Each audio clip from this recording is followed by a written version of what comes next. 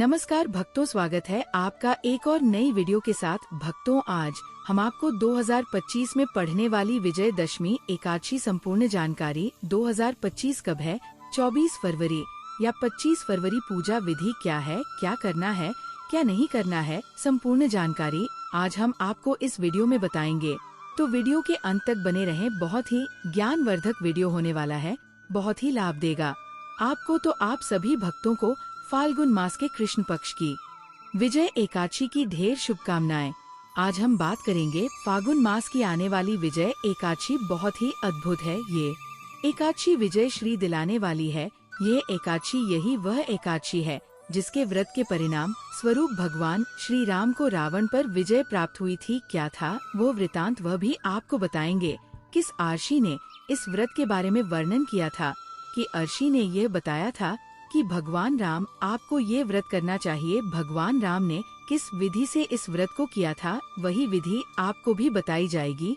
क्या विधि है, इसमें घड़े का विशेष प्रयोग क्या है, क्यों है महत्वपूर्ण ये घड़े का प्रयोग जो आपको करना ही चाहिए दशमी तिथि से आरंभ करके, ये भी आपको बताएंगे। संपूर्ण जानकारी, व्रत कब आरंभ होगा, कैसे आरंभ करना है, क्या विधि होगी, क्या नियम होगा और शास्त्रों में इसकी महिमा किस प्रकार से वर्णित, पारण कब करना है, पारण की विधि क्या रहेगी, ये संपूर्ण शास्त्रीय जानकारी आपको प्रदान की जाएगी।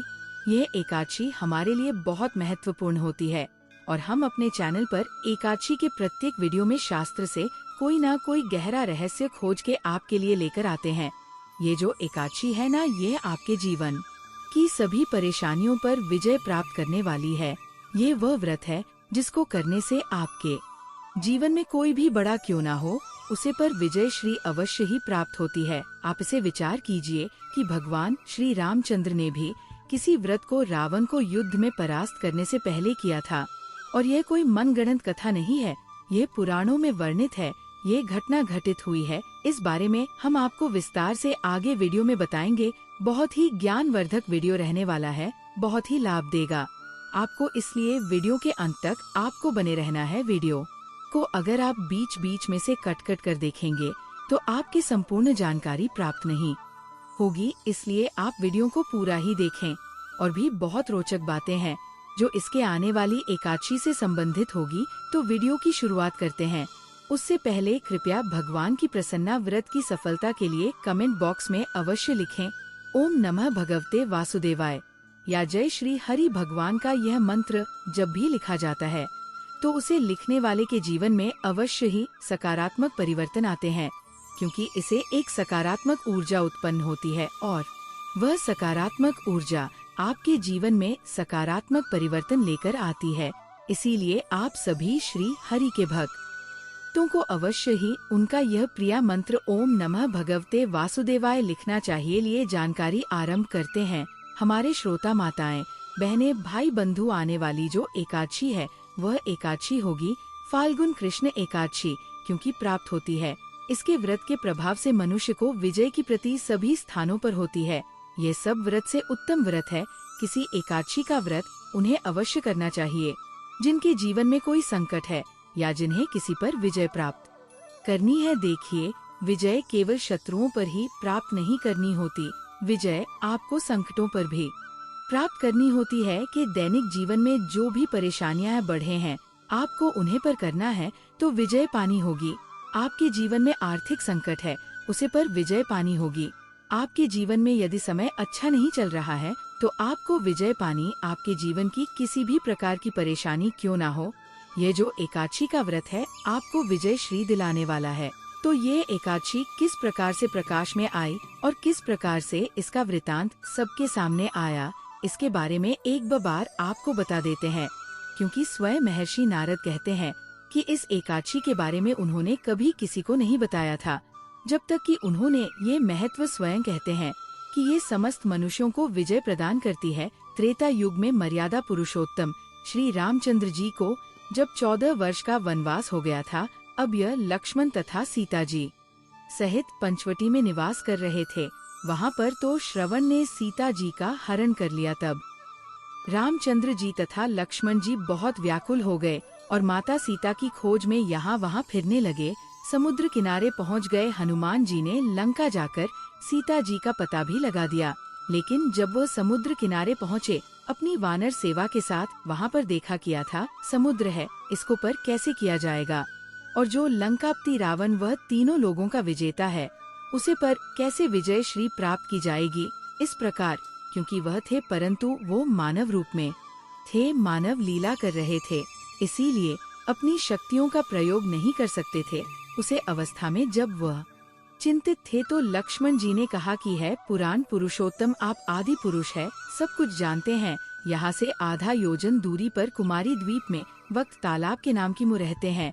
उन्होंने अनेकों ब्रह्मा देखे, मतलब समझे आप, क्योंकि जो ब्रह्मा है ना वह कई युगों के बाद बदलता है, घूमने वाला ब्रह्मा, और ब्रह्मा देखें अर्थात कई युगों को देखा है। आप उनके पास जाकर इसका उपाय पूछिए कि किस प्रकार से रावण पर विजय प्राप्त की जा सकती है। तो लक्ष्मण जी के इस प्रकार से वचन सुनकर रामचंद्र जी वक्त दलबी आर्षि के पास गए और उनको प्रणाम करके बैठ गई। उन्हें भी उनको मनुष्य रूप आधार पुराण पुरुषोत्तम समझकर उनसे पूछा कि हे राम, आपका आना कैसे हुआ। रामचंद्र जी कहने लगे हूँ और राक्षसों को जीतने के लिए लंका जा रहा हूँ, आप कृपा करके समुद्र पार करने का कोई उपाय बताइए, मैं इसी कारण आपके पास आया। आर्षि बोले हैं, राम, फाल्गुन मास के कृष्ण पक्ष की एकादशी, जिसका नाम है विजया एकादशी, उसका व्रत करो।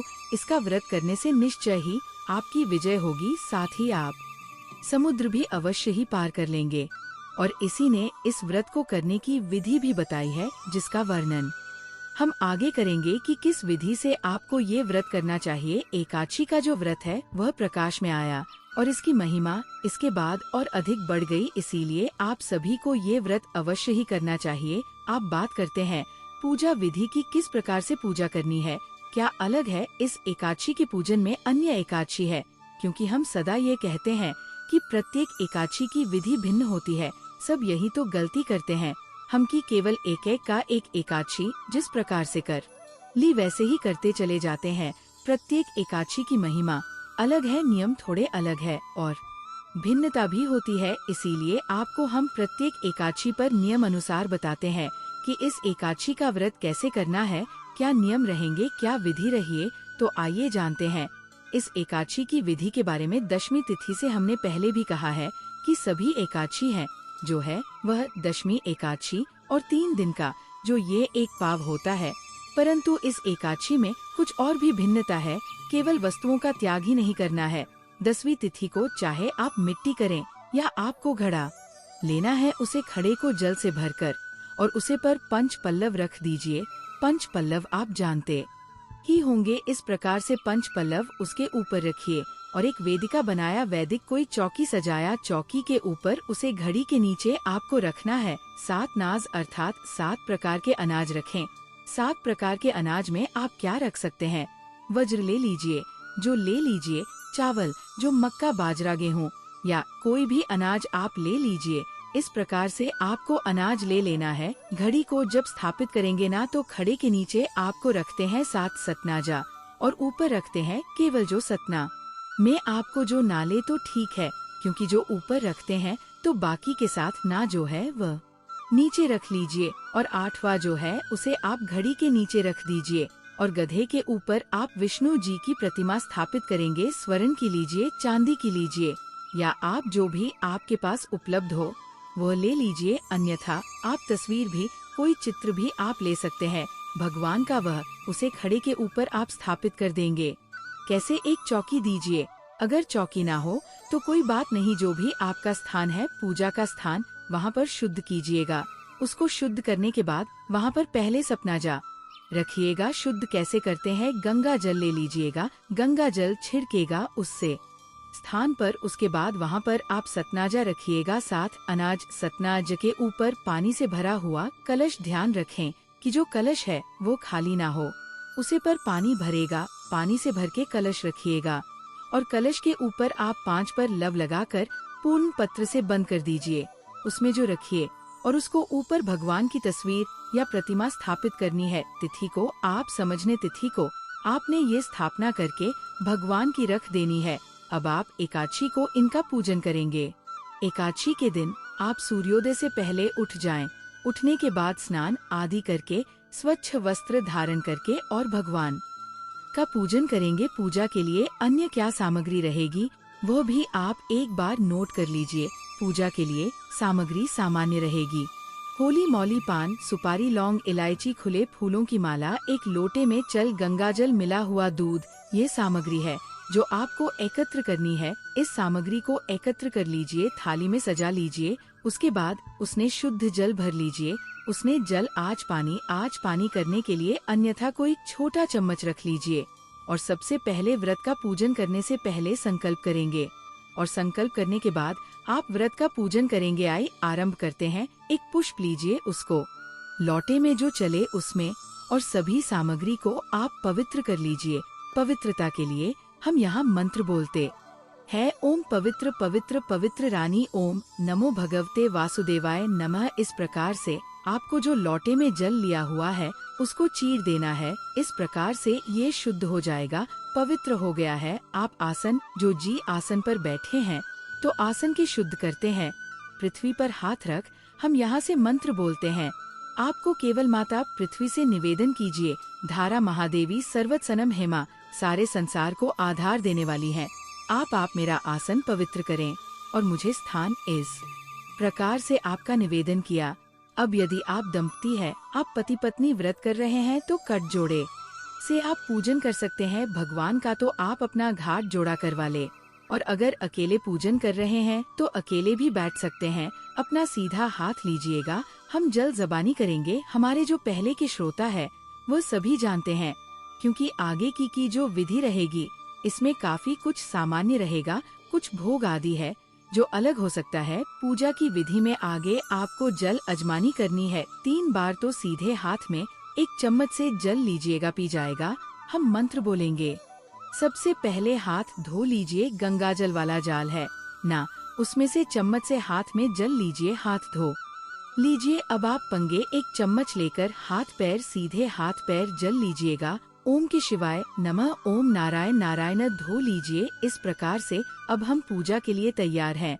अपने आप को तिलक कीजिए और मौली बंदी। यदि पारिवारिक जिंदगी आपके साथ पूजन कर रहे हैं ना, तो आप सभी लोग मिलकर बैठकर पूजन कीजिए और पूजन से पहले तेरा कीजिए।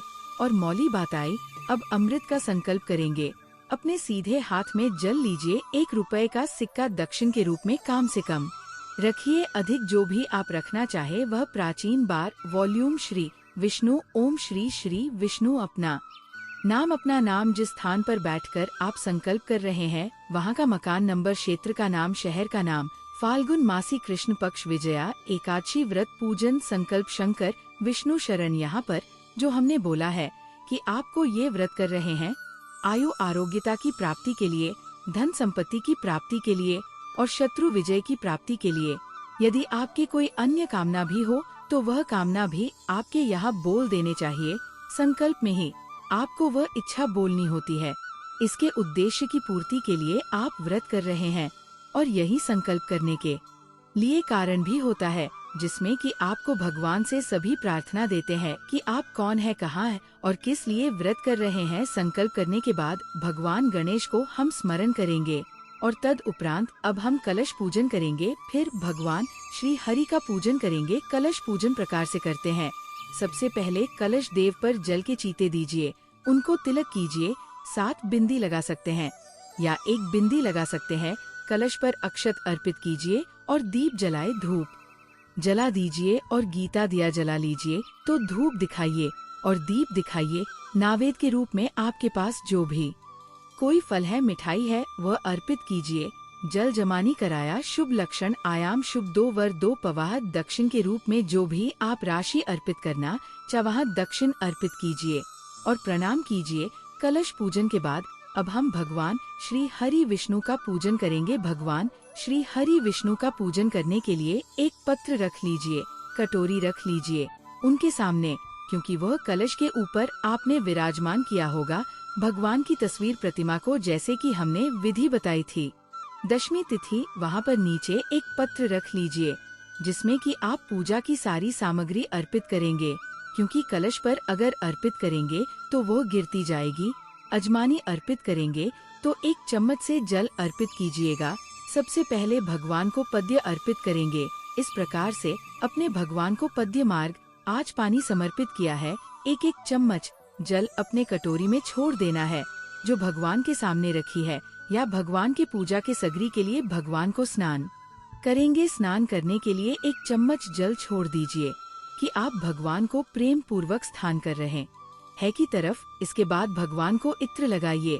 यदि आपके पास इत्र है तो आप 1 हुई पर लीजिए या पुष्प पर लीजिए और वह इत्र भगवान को समर्पित कीजिए। वस्त्रम वस्त्रा है, वस्त्रम समर्पयामी, वस्त्र के रूप में मौलिक का 1 टुकड़ा तोड़ लीजिए और वहाँ प्रेम से वस्त्र के रूप में भगवान पर अर्पित कीजिए। वस्त्रम समर्पयारी अक्षतम पंतु, तिलक कीजिए। भगवान को चंदन का तिलक कीजिए। तिलक करके अक्षत लगाइए। पुष्प सवार व्यायाम ही समर्पित कीजिए। पुष्प अर्पित कीजिए। फूलों की माला है तो माल पहनाएं। धूप दीप दर्शन, धूप दिखाइए, भगवान को दीप दिखाइए। भगवान को के बाद नए माध्यम समर्पण अर्पित कीजिए। नावेद में क्या आपके पास कोई मिठाई है तो वो अर्पित कीजिए, और यदि कुछ ना हो तो आप मिश्री भी नावेद के रूप में RPIT कार्य 1 चम्मच जल लीजिए, भगवान को अर्पित कर दीजिए। अमिताभ मुलाकुम अर्पित करने के लिए पान का पत्ता लीजिए, उसकी डांडी तोड़ दीजिए।